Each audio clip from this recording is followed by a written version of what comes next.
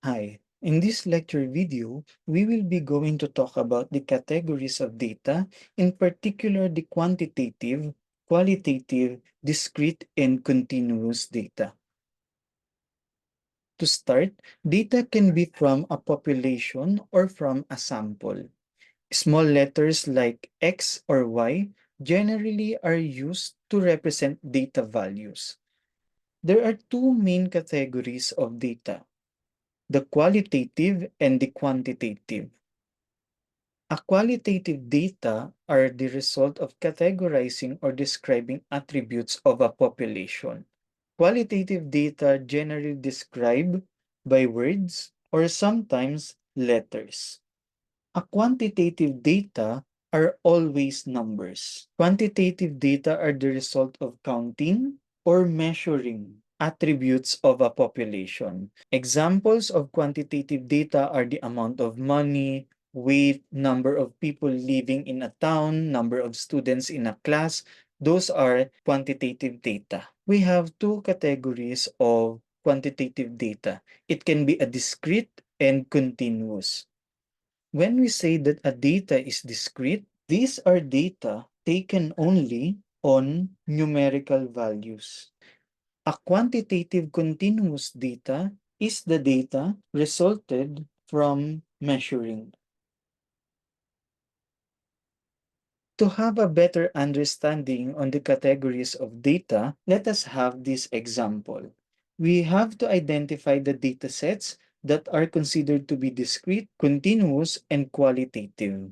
When we say that a data is discrete, is if the data will have the characteristics to be counted.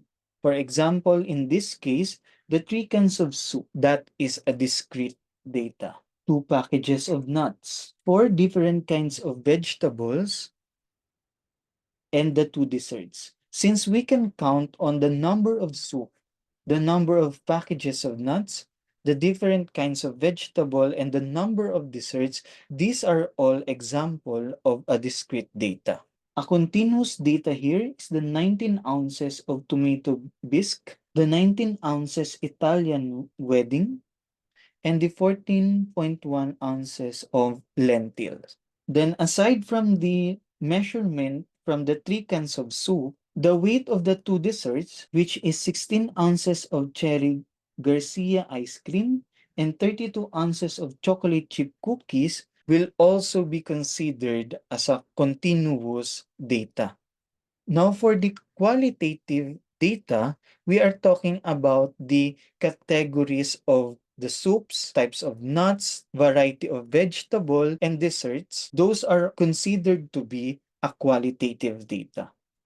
A recap in this example, those highlighted in yellow are considered to be the discrete, highlighted in orange, considered to be as continuous, and for the qualitative, we will going to write it here, the type of soups, nuts, vegetables, and desserts. Let us move on to example number 1, and let us try to answer example number 2. The number of pairs of shoes you own, since you can count the number of pairs of shoes you own, then it is considered to be a discrete.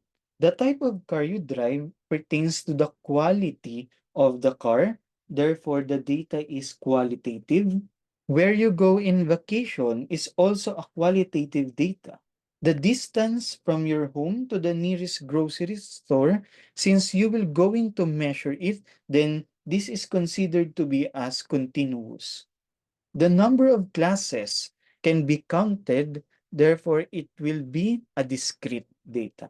The tuition for your class, it can be measured in terms of money, then it is a continuous data. The type of calculator that you will going to use, that is a qualitative data.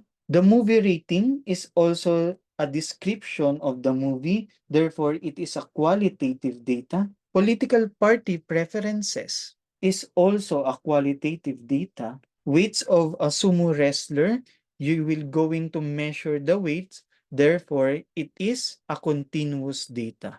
Amount of money in dollars won by playing poker is also a continuous data. Just a recap in this module, when we say that a data can be counted, it is discrete. If the data is to be measured, it is continuous. And if you're going to describe a specific data, then we will going to have it as our qualitative data. That's the end of our lecture video for the category of data. Thank you all for watching.